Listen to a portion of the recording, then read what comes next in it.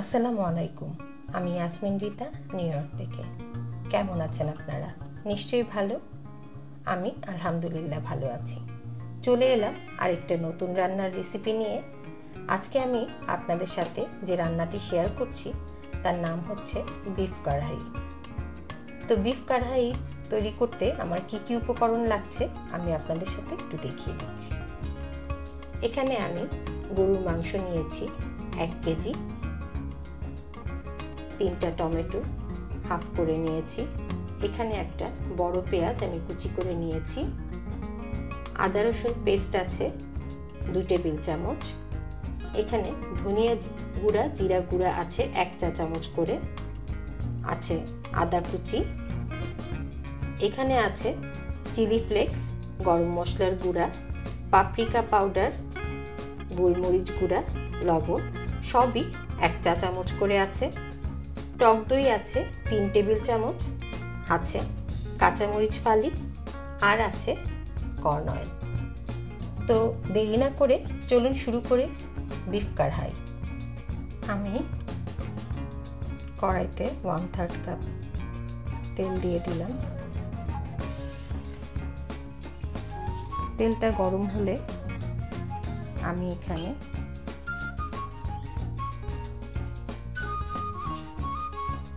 তেলটা গরম হয়ে গেছে, আমি এখানে আদা রসুনের পেস্টটা দিয়ে দিচ্ছি।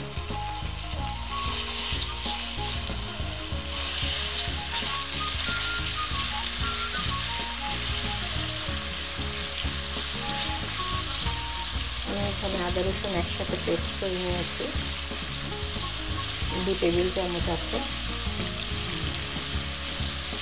আদা রসুন পেস্টটা একটু ভাজা হলে আমি এর মধ্যে দিয়ে দিচ্ছি গরুর মাংস।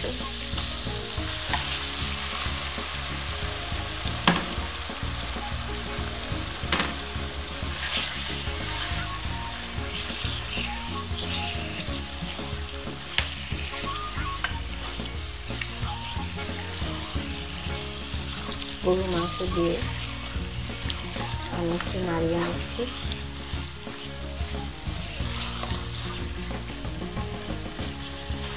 এবার দিয়ে দিচ্ছি পরিমাণ মতো লবণ। লবণটা দিয়ে আমি আরেকবার নেড়ে দিচ্ছি।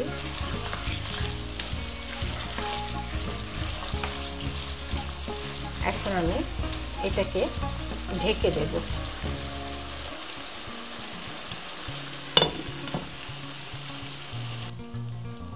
পাঁচ মিনিট পরে আমি ঢাকনাটা তুললাম।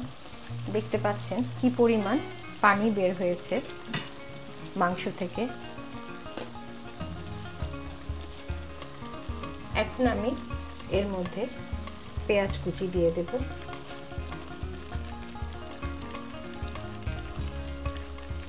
পেঁয়াজ কুচিটা দেওয়ার পরে কিছুক্ষণ আমি এটাকে নেড়ে চেড়ে দেব।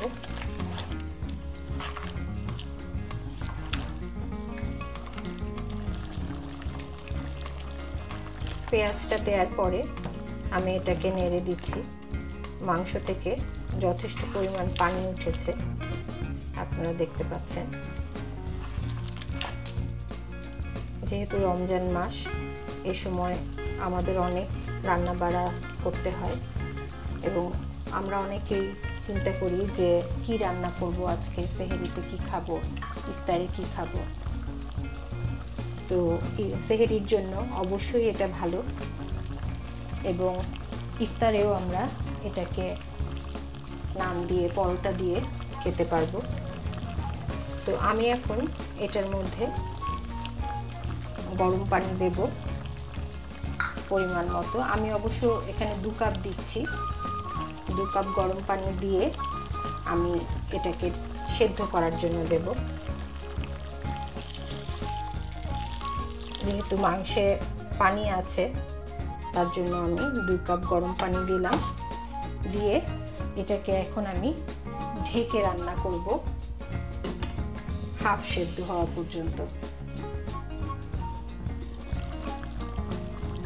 আমি ঢাকনাটা তুলে একটু নেড়ে দিচ্ছি। গরুর মাংসটা হাফ ডান হয়ে গেছে। এই পর্যায়ে আমি এখন টমেটোগুলো দিয়ে দিচ্ছি।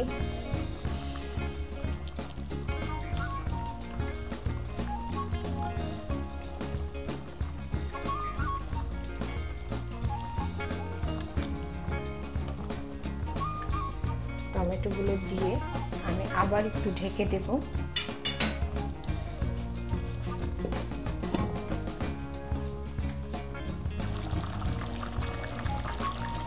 আমি টমেটোর খোসাগুলো ছাড়িয়ে নিচ্ছি।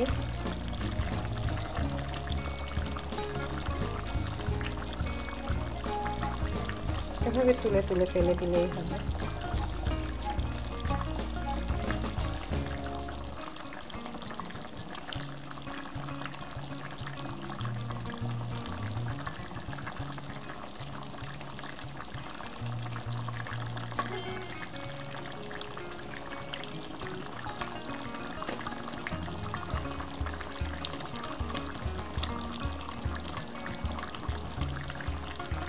এভাবে টমেটোর খোসাগুলো ফেলে দিতে হবে।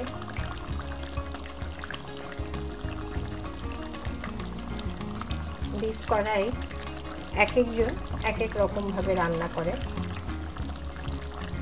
কেউ এটাতে মরিচ গুঁড়া, হলুদ গুঁড়া দেয়, আবার কেউ এটাতে অন্যান্য অনেক ধরনের মশলা দেয়।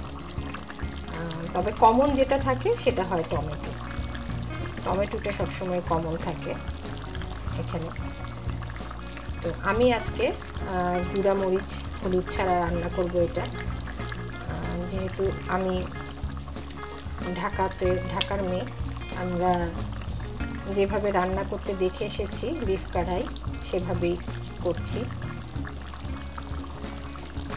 আমরা বিফ কড়াইয়ে কোনো ধরনের গুঁড়া মরিচ ইউজ করি না। আমরা এখানে বিফ কড়াইটাতে ঝালের জন্য চিলি ফ্লেক্স এবং গোলমরিচ গুঁড়াটাই বেশি প্রেফার করি। আমি একটু এটা ভেঙে ভেঙে দিচ্ছি টমেটোটা, যাতে গ্রেভি হয়।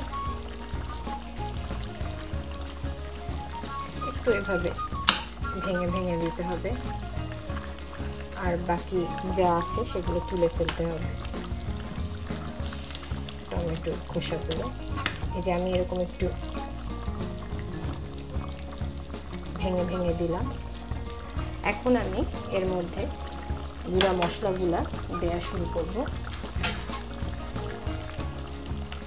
প্রথমে আমি দিয়ে দিলাম জিরা আর ধনিয়ার গুঁড়া,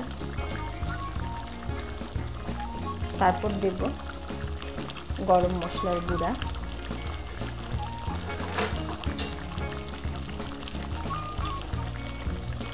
সামান্য পরিমাণ হাফ চা চামচের মতো গরম মশলার গুঁড়া।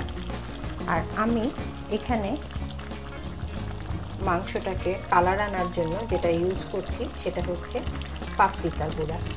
আমি এখানে পাপরিকা গুঁড়া দিয়ে দিচ্ছি।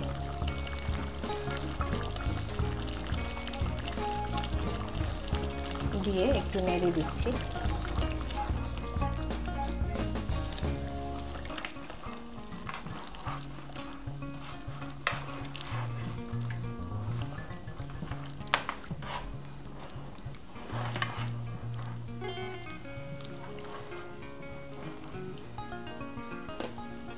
আমি আবার এটা এখন ঢেকে দেব।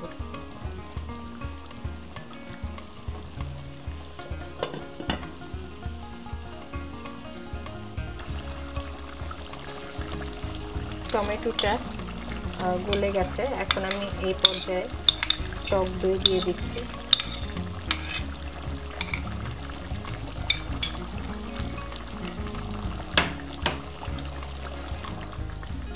টক দই দিয়ে একটু নেড়ে দেব।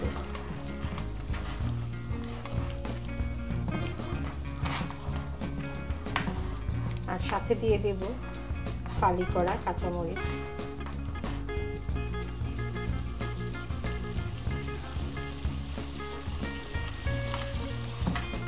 যেহেতু আমি এটাতে গুঁড়া মরিচ দেইনি, চিলি ফ্লেক্স, কাঁচামরিচ এবং গোলমরিচ গুঁড়া, এই তিনটাতেই এই তরকারিটার ঝাল ব্যালেন্স করবে।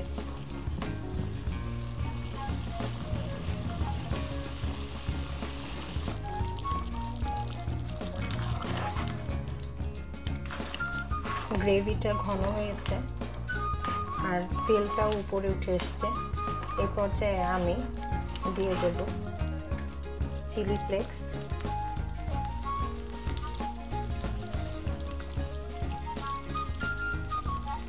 আর সাথে দেব সাদা গোলমরিচ গুঁড়ো দিয়ে আমি আবার একটু নেড়ে দেব।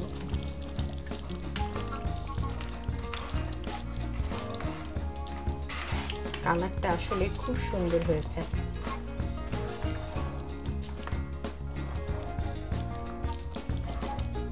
আমি চেষ্টা করব আপনাদের সাথে সেহরির জন্য এবং ইফতারের জন্য কিছু রেসিপি শেয়ার করার। সেহরিতে অনেক সময় আমাদের তাড়াহুড়া হয় যে সেহরিতে কি রান্না করব, একে তো ইফতার তারপরে আবার সেহরি, তো সেই জন্য খুব ঝটপট রান্না করা যায় এমন কিছু রেসিপি আমি আপনাদের সাথে শেয়ার করব। তৈরি হয়ে গেল আমার বিফ কাড়াই। এখন আমি লাস্ট ফিনিশিং দেব।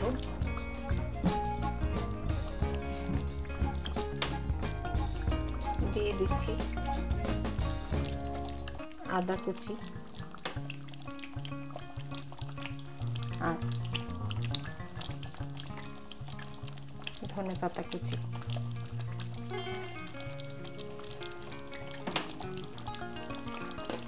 একটু আদা।